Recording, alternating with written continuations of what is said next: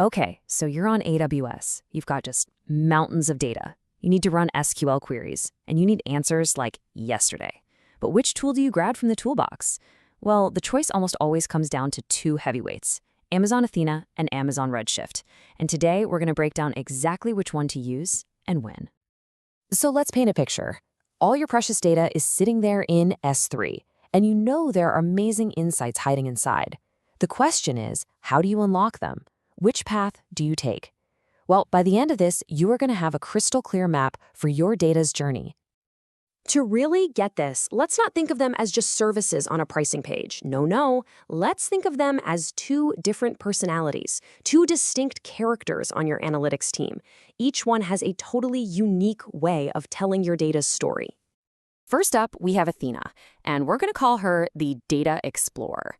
Now, the key words to tattoo on your brain are serverless and directly in S3. Imagine you could just parachute right into your data lake. That's Athena. You can start asking questions with plain old SQL right away and get answers back in seconds. There are no servers to manage, no infrastructure to set up. It is just pure, agile discovery. And in the other corner, we've got Redshift, the data architect. This is your industrial strength, capital P, powerhouse. Redshift is a full-blown data warehouse, engineered from the ground up for massive scale and just blazing fast performance on really complex queries. This is all about building that solid, reliable foundation for your most critical business intelligence. So we've met our two characters, but how do these completely different philosophies actually work under the hood? Well, the answer, as it often is, lies in their core architecture. And right here, the contrast just becomes, boom, crystal clear. Athena is serverless. You just write your query, hit run, and AWS handles everything else. It uses this amazing concept called Schema-on-Read. Think of it like this. You can point it at a messy pile of semi-structured data, and Athena just figures it out as it reads it. Redshift Architect is totally different. It's cluster-based. You build and manage your own compute engine, which gives you maximum control. And it demands Schema-on-Write, which means your data has to be perfectly clean and structured before you're even allowed to load it in. And that leads right into the next huge difference. Where does the data actually live? With Athena, your S3 data lake is your database. You query the files exactly where they are. No moving, no copying, no loading. Redshift, on the other hand, makes you load that data into its own highly optimized internal storage system. And you know what? That extra step, that's the secret sauce that unlocks its incredible performance. So architecture drives performance, for sure, but it also has a massive impact on the one thing we all care about, cost. And believe me, the way these two services charge you for their power is like night and day. All right, let's just get right to the bottom line. Athena is pure pay-as-you-go. You are only, and I mean only, charged for the amount of data your query scans. If you don't run any queries, you pay nothing. It's that simple. Redshift is what we call provisioned. That means you're paying an hourly rate to keep your cluster of servers up and running 24/7, whether it's actively crunching numbers or just sitting there waiting for the next job. For Athena, the magic number is $5. That's what it costs for every terabyte of data that your query scans. It's so transparent. But hey, here's a little secret that can save you a ton of money. If you're smart about how you structure your data in S3, using efficient formats like Parquet, you can cut down the amount of data scanned and just slash your costs. It's a game changer. And this quote from our source material just sums up the whole trade-off perfectly.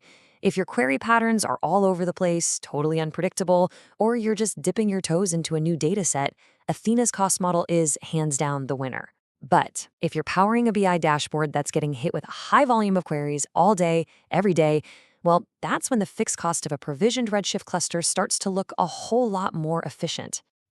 Okay, we've dug into the architecture, we've broken down the cost. Now let's pull it all together in one simple view. This is your ultimate cheat sheet for our Explorer and our Architect. This table right here is everything. You can see the patterns so clearly. You've got Athena, the Explorer, on one side, all about that serverless flexibility, perfect for ad hoc exploration on any kind of data with that simple paper query model. And then on the other side, you've got Redshift, the Architect, all about the raw, controlled power of a cluster-based data warehouse built for high-performance BI on structured data with a predictable, provisioned cost. Okay, so now for the big one. How do you actually apply this to your own work? Knowing the what is one thing, but the when? Well, the when is what really matters. Let's make this super practical.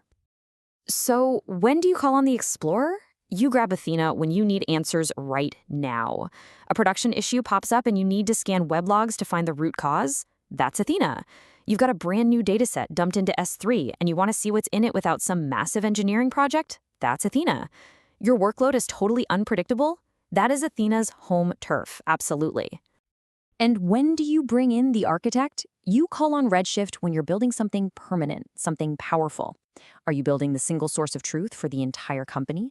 The dashboard the CEO is going to check every single morning? That's Redshift. Do you need consistently fast performance on super complex joins across massive tables day in and day out? This is where Redshift's structured power is completely unmatched. But here's the secret weapon. This is what the most sophisticated data teams out there have figured out. They've realized this isn't an either-or choice. The real power, the real magic, happens when you stop thinking versus and you start thinking and. This is what everyone is talking about, the Lakehouse architecture. It's so smart. It combines the unbelievable flexibility and low cost of an S3 data lake with the raw power and speed of a data warehouse like Redshift. You literally get the best of both worlds: cheap, scalable storage and high-performance analytics, using the absolute right tool for the right job every single time. And here's what that looks like in the real world. First, all your raw data just lands in your S3 data lake. Next, you use Athena to quickly explore it, poke around, and validate it. Then, and this is super cool, you can use a feature called Redshift Spectrum to let Redshift query that S3 data directly. Finally, only the most valuable, curated data gets loaded into Redshift proper for your core BI reporting. It's a beautiful, seamless pipeline from raw data to powerful insight. So we've journeyed down these two powerful paths. What's the one big idea you need to walk away with as you go and make your own decisions? It really just boils down to this. Athena is your agile explorer, perfect for those ad hoc what-if questions. Redshift is your powerful architect for building that solid, permanent data foundation. And the ultimate strategy? Use them together.